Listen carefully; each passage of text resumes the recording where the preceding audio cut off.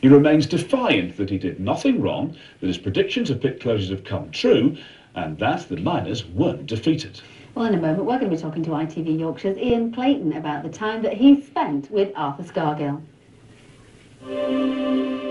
Born in Worsborough near Barnsley in 1938, Arthur took me back to the estate where he spent his formative years. When did you first come in though? Because you weren't born in this street. No, I was born down in the village, and at the age of about 2, we were moved out of the small cottage to which I was born, which was one up and one down, into a new council house. And Woolley Edge is where you led your first strike? Woolley Pit, yes. And how old were you? 17 and a half, and I saw injustice at first hand. Mine workers who worked on the cold face were allowed a concession.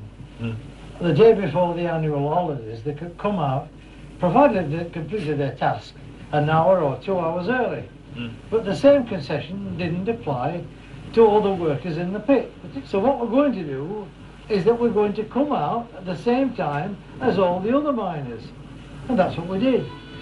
And the following week, after a week of anxiousness, we didn't have a penny deducted from our wages. I remember the first speech I made. I stood up and I said, "Mr. Chairman," he said, "sit down."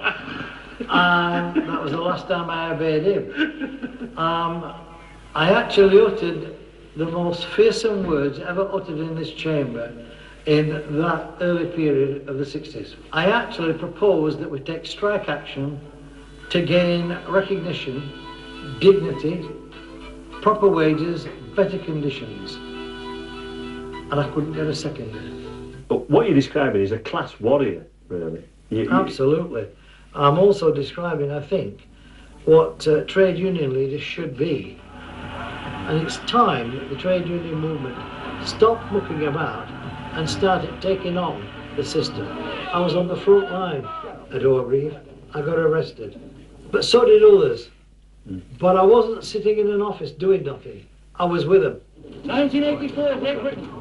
What were you actually doing then when you were leading up to your arrest? Were you just walking down it? I was just walking down on the pavement with about 4 colleagues towards where the pickets were standing, and of course where the mass ranks of the police were. And suddenly I'm confronted by a chief superintendent and a number of officers, and they said, "Stop.